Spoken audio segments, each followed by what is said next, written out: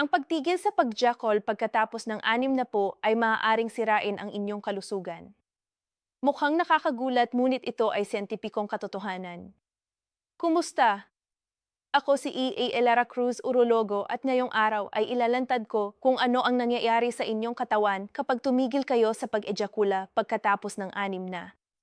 Maraming Pilipino sa ating edad ang naniniwala na ito ay para lamang sa mga kabataan. Ngunit ang modernong medisina ay nagpapakita ng kabaligtaran.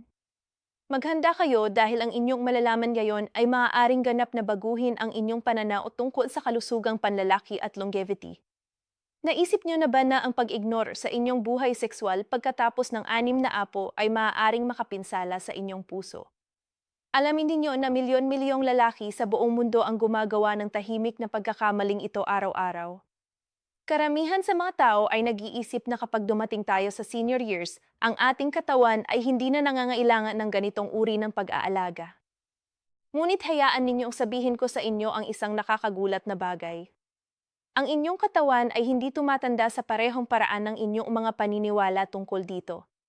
Sa katunayan, ang pagpapanatili ng aktibong buhay sexual, musika, kasama ang paggajakol ay isa sa pinakanatural na paraan upang protektahan ang mahahalagang organo tulad ng prostate at puso. Isipin ninyo ito. Mayroon kayong kotse na nakaimbak, musika, sa garahe ng maraming taon nang hindi kailanman sinisindihan ang makina.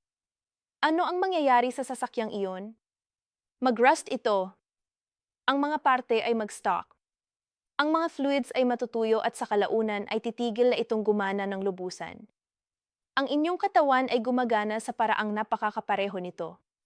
Kapag tumigil kayo sa pag-stimulate ng inyong mga sexual na function, lalo na pagkatapos ng 6 na, maraming sistema ang nagsisimulang mag-slow down ng mapanganib. At hindi ako nagsasalita lamang tungkol sa sexual na performance, kundi sa pangkalahatang kalusugan, sirkulasyon ng dugo at kahit hormonal balance. Marami sa aking mga pasyenteng Pilipino ang dumarating sa klinika na nagsasabi, J.K. Reyes, sa tingin ko ang aking katawan ay hindi na nangangailangan ng mga bagay na ito at lagi kong sinasagot na may parehong katiyakan. Ang inyong katawan ay nag-iisip ng napakalapit sa inyo. Ang siyensyang medikal ay paulit-ulit na nagpapakita na ang regular na pag-ejakula pagkatapos ng 6 ay hindi opsyonal para sa magandang kalusugan. Ito ay mahalaga, preventive at isang paraan ng self-care na maaaring magdagdag ng mga taon ng kalidad sa inyong buhay.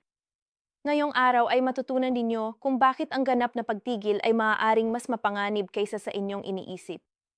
Pag-uusapan natin ang tungkol sa prostate, sirkulasyon, hormones, mental health at higit sa lahat tungkol sa dignidad at otonomiya sa senior years. Ito ay hindi tabo o nakakahiyang paksa, kundi isang matapat na pag-uusap tungkol sa kung paano papanatilihin ang inyong vitalidad. Kaya manatili kasama ko hanggang sa dulo dahil bawat impormasyon dito ay maaaring gumawa ng tunay na pagkakaiba sa inyong kalusugan. Bago magpatuloy, hayaan ninyong magtanong ako. Mayroon ba kayong lakas ng loob na tunay na alagaan ang inyong katawan? Kung ang sagot ay, huwag kalimutang mag-subscribe sa channel ngayon. Dahil ang mga taong nanonood ng mga video tungkol sa kalusugan at hindi nag-subscribe ay nanganganib na makalimutan ang lahat ng kanilang natutunan bago matulog ngayong gabi. At maniwala kayo, ang inyong memorya ay nangangailangan din ng pag-aalaga. Kaya mag-click na sa subscribe button. Magsimula tayong pag-usapan ang organo na pinakaaalala sa mga lalaki pagkatapos ng 6 na ang prostate. Ang maliit na glandula na ito na kasing laki ng money ay matatagpuan sa ilalim ng pantog at responsable sa paggawa ng bahagi ng seminal fluid. Kapag tumigil kayo sa regular na pag-ejakula, ang mga secretions na ito ay nagsisimulang mag-ipon sa loob ng prostate. Ito ay tulad ng pag-iwan ng tubig na nakatigil sa tubo sa mahabang panahon. Sa kalaunan ay magsisimula itong lumikha ng mga problema. Ang mga pag-aaral mula sa Harvard University ay nagpakita na ang mga lalaking nag-ejakula ng hindi bababa sa 2 beses bawat buwan ay may makabuluhang mas mababang panganib na magkaroon ng prostate cancer.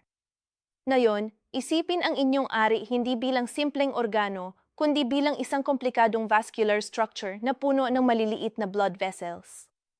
Upang gumana ng maayos, kailangan nito ng patuloy at regular na daloy ng dugo. Kapag tumigil kayo sa pag-stimulate ng rehiyong ito, ang blood flow ay unti-unting bumababa. Ito ay eksaktong tulad ng isang kalamnan na iniwan ninyong hindi nag-ehersisyo. Nawawalan nito ng lakas, elastisidad at kakayahang tumugon. Sa paglipas ng panahon, maaari itong humantong sa mga kahirapan sa pag-ereksyon na maaaring ganap na naiwasan sa pamamagitan ng regular na pag-aalaga. Hayaan ninyong ikwento ko ang istorya ng isang pasyente na nagngangalang Roberto. Isang Pilipinong 65 taong gulang na palaging aktibo. Pagkatapos mag-retire, nagsimulang maniwala si Roberto na ang kanyang buhay sexual ay natural na natapos na. Ganap siyang tumigil sa pagjajakol at umiwas, musika, sa anumang uri ng sexual na pag-stimulate. 2 taon pagkatapos ng subukan niyang buhayin ang intimacy sa kanyang asawa, hindi lang siya makakuha ng ereksyon. Naging desperado siya at nagpunta sa aking klinika na nag-iisip na kailangan niya ng malakas na gamot. Ang natuklasan namin ay iniwan ni Roberto ang kanyang genital vascular system na pumasok sa estado ng dormansya. Walang mali sa kanya na hindi na mababalik. Ngunit ang kanyang mga blood vessels ay nawalan ng practice sa wastong pag-dilate. Nagsimula kami ng treatment na nagsasama ng regular stimulation, mga specific na ehersisyo at ilang pagbabago sa gawain. Sa loob ng 3 buwan, ganap na nabawi ni Roberto ang kanyang sexual na function. Sinabi niya sa akin pagkatapos, Dr. Reyes, hindi ko alam na kailangan kong gamitin para hindi mawala. Ang kwentong ito ay perpektong naglalarawan ng nangyayari kapag binabalwala natin ang mga pangangailangan ng ating katawan. Ang kalikasan ay hindi automatikong nag-off ng ating mga sexual na function sa 60, ngunit kami mismo ang gumagawa nito dahil sa maling paniniwala. At kapag sinubukan nating bumalik pagkatapos ng mga taong nakatigil, ang daan ay nagiging mas mahirap. Ang prevention ay laging mas madali kaysa sa recovery at ang pagpapanatili ng regular na sexual na aktibidad ay ang pinakamahusay na paraan ng prevention. Pag-usapan natin ngayon ang tungkol sa isang bagay na hindi alam ng marami. Ang hormonal impact ng pag-ejakula. Kapag mayroon kayong orgasm, ang inyong katawan ay naglalabas ng kahangahangang kaskada ng mga beneficial chemical substances. Ang dopamine ay tumataas. Nagdadala ng pakiramdam ng kasiyahan at motibasyon. Ang oxytocin ay tumataas. Nag-promote ng relaxation at emotional connection. Ang serotonin ay nagpapabuti ng mood at ang pinakamahalaga ang cortisol na siyang stress hormone ay bumababa ng makabuluhan. Ang kombinasyong ito ay gumagana bilang natural na gamot para sa anxiety, depression at insomnia. Narito ang isang kahangahangang sentipikong datos. Ang mga pananaliksik ay nagpapakita na ang mga lalaking nagpapanatili ng aktibong buhay sexual. Pagkatapos ng 60 ay may 40% mas mababang sansa na magkaroon ng malalang cardiovascular diseases. Bakit? Dahil ang regular na sexual na aktibidad ay pinapanatili ang circulatory system na aktibo at malusog.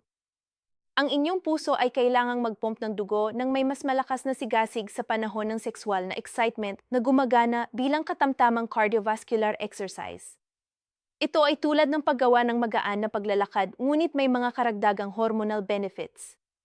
Ang isa pang mahalagang punto na kakaunti ang nag-uusap ay ang mental health.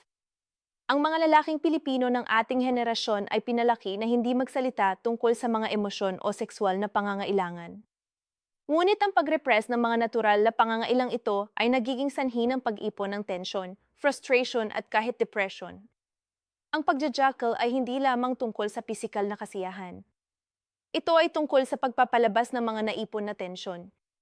Pagkilala na kayo ay buhay pa rin at may kakayahan.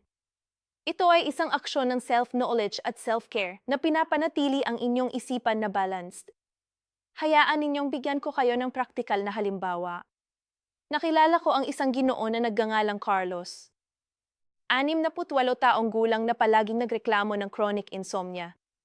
Umiinom siya ng gamot para makatulog sa loob ng maraming taon nang walang mga malaking resulta. Sa aming pag-uusap, natuklasan ko na si Carlos ay ganap na tumigil sa anumang sexual na aktibidad ng mahigit 5 taon na. Ipinaliwanag ko sa kanya ang tungkol sa mga benepisyo ng orgasm para sa pagtulog. Nahiya si Carlos sa simula ngunit nagpa siyang subukan. 3 linggo pagkatapos, bumalik musika siya sa klinika na makintab.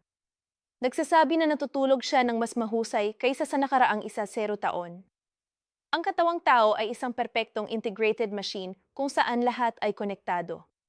Kapag inaalagaan ninyo ang inyong sexual na kalusugan, automatiko ninyong inaalagaan ang inyong puso, ang inyong prostate, ang inyong utak, ang inyong pagtulog at kahit ang inyong immunity. Ang mga pag-aaral ay nagpapatunay na ang mga taong may aktibong buhay sexual ay may mas malakas na immune system. Ibig sabihin nito ay mas kaunting sipon, mas kaunting impeksyon at mas mahusay na kakayahan sa recovery. Ang inyong katawan ay ginawa upang gumana ng kumpleto at ang pagtanggi sa isang bahagi nito ay nakakapinsala sa kabuuan. Ngayon, napakahalaga ang pag-usapan ang tungkol sa balanse dahil hindi malusog ang 8 o 80. Ipinagtatanggol ko na panatilihin ninyo ang regular na sexual na aktibidad, ngunit hindi ko sinasabi na magsobra. Ang compulsion anuman ito ay laging nagdadala ng pinsala. Kapag ang pagjajakol ay nagiging obsessive, sumasakop ng mga oras ng inyong araw o nakakagambala sa inyong mga responsibilidad, doon na ito nagiging problema. Ang sikreto ay nasa malay na middle term na iginalang ang mga limitasyon at pangangailangan ng inyong sariling katawan. Para sa mga lalaking Pilipino na higit sa 6 taong gulang, ang malusog na frequency ay magiging mga 2 hanggang 4 na beses bawat linggo. Hindi ito mahigpit na patakaran dahil bawat katawan ay natatangi. Ngunit, ito ay isang average na itinuturo ng karamihan sa mga pag-aaral bilang kapakipakinabang. Ang mahalaga ay huwag magpasa ng mga linggo o buwan ng walang anumang pag-ejakula. Tandaan, inaalagaan ninyo ang inyong prostate. Pinapanatili ang aktibong sirkulasyon. Binabalance ang mga hormone at pinananatili ang erectile function. Ito ay hindi luho. Ito ay medikal na pangangailangan. Pag-usapan natin ang mga praktikal na solusyon na maaari ninyong ipatupad ngayong araw na.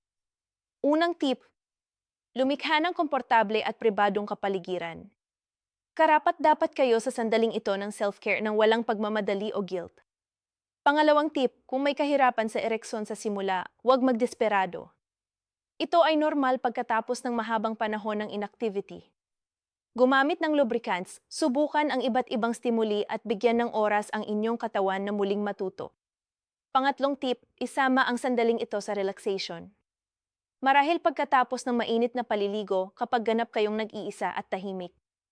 Pang-apat na mahalagang tip, makipag-usap sa inyong doktor kung mayroon kayong mga tanong o patuloy na kahirapan.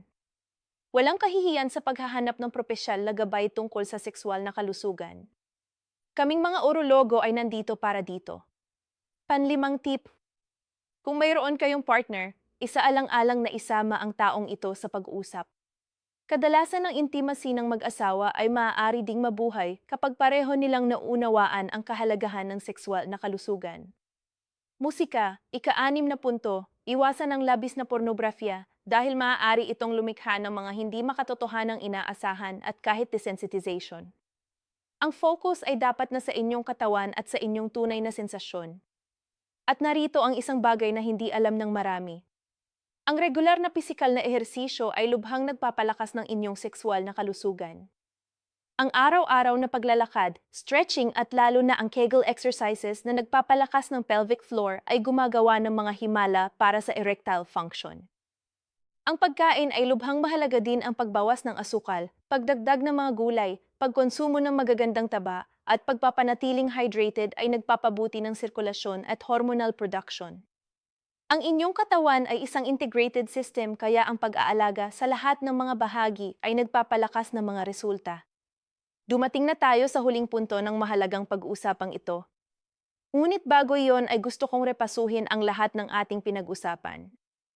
Una, ang ganap na pagtigil sa pag-ejakula pagkatapos ng 6 na apo ay nakakapinsala sa inyong musika, prostate. Nagpapataas ng panganib ng malalang problema kasama ang cancer. Pangalawa, ang inyong ari ay nangangailangan ng regular na pag-stimulate upang panatilihin ang vascular elasticity at erectile capacity. Pangatlo, ang orgasm ay naglalabas ng mga mahahalagang hormone na pumprotekta sa inyong puso. Nagpapabuti ng pagtulog, nagbabawas ng stress at nagpapalakas ng immunity. Pang-apat, ang balance ay mahalaga. Hindi ganap na kawalan o labis na compulsive kundi malay at malusog na frequency. Panlimang mahalagang punto. Ang inyong edad ay hindi tumutukoy ng katapusan ng inyong sexualidad. Sa 67 o kayo ay isa pa ring kompletong tao na may lehitimong pangangailangan. Musika, ika-6. Ang sexual na self-care ay hindi pagiging makasarili o immoral. Ito ay preventive medicine na nakabatay sa solid na agham. Pampito, ang paghahanap ng medikal na tulong para sa mga sexual na issue ay nagpapakita ng maturity at responsibilidad sa inyong kalusugan. Pangwalo, ang maliliit na pagbabago ng mga gawain ay maaaring magdala ng kamanghamanghang mga resulta sa loob ng ilang linggo. Hindi pa huli ang lahat upang magsimulang mas mabuting alagaan ang inyong sarili. Ngayon, mayroon akong tanong para sa inyo na nanood hanggang dito. Bago itong video, alam na ba ninyo ang mga siyentipikong benepisyo ng pagjajakol para sa mga mature na lalaki? Iwan ang inyong sagot sa comments dahil ito ay isang paksang napapalibutan pa rin ng mga tabo at prejudice. Kapag mas maraming tao ang nakakaalam ng mga impormasyong ito, mas maraming buhay ang aming mapapabuti. At dahil nakarating na kayo hanggang dito, hindi naman masama na mag-iwan ng like sa video. Isipin ninyo ito. Ang mga taong nanonood hanggang dulo at hindi nag-like ay gigising bukas na may namamanhid na dila sa loob ng 3 oras. Biro lang ngunit i-like nga. Hayaan ninyong palakasin ko pa ng 1 beses ang pangunahing mensahe. Ang inyong katawan ay hindi na program na mag-off ng mga vital function dahil lang nakumpleto ninyo ang 6 na. Ang kalikasan ay patuloy na umaasa na gagamitin ninyo ang mga kapasidad na ito. At kapag binabalwala ninyo ang mga ito, lumalabas ang mga negatibong kahihinatnan. Ngunit ang magandang balita ay hindi pa huli ang lahat upang magsimulang muli. Kahit na gumugol kayo ng mga taon ng walang sexual na aktibidad, ang inyong katawan ay maaari pa ring makabawi sa pamamagitan ng pasensya at wastong pag-aalaga. Ang susi ay nasa pag-unawa na ito ay kalusugan, hindi tabo. Upang tapusin, gusto kong mag-iwan ng mahalagang imbitasyon. Kung gusto ninyong mas maunawaan kung paano makahanap ng perpektong balanse at maiwasan ang mga ekstremo, pareho ng abstinence at ng sobra, panoorin ang susunod na video ng channel. Doon ay ipaliliwanag ko ang mga hudyat ng alerto kapag ang pagjajakol ay tumitigil na sa pagiging malusog at nagiging compulsion. Bukod sa pagbibigay ng mga praktikal na estratehiya, musika upang panatilihin ang lahat. Sa perpektong punto, ang kompletong kaalaman na ito ay magbibigay sa inyo ng ganap na kontrol sa inyong sexual na kalusugan. Salamat sa pagsama ninyo sa akin hanggang sa dulo ng tao puso, musika at kinakailangang pag-uusapang ito. Tandaan, ang pagtanda ng may dignidad ay nangangahulugan ng pag-aalaga sa lahat ng dimensyon ng inyong kalusugan, musika, kasama ang sexual. Karapat-dapat kayong mabuhay na may vitalidad, kumpiyansa at well-being sa anumang edad. Mag-subscribe sa channel para sa mas maraming matapat na nilalaman tungkol sa kalusugang panlalaki. I-activate ang notification bell at ibahagi ang video na ito sa mga kaiban na nangangailangan din ng mga impormasyong ito. Hanggang sa susunod na video at laging alagaan ang inyong sarili na may pagmamahal at respeto sa inyong katawan. Isang malakas na yakap. Ito.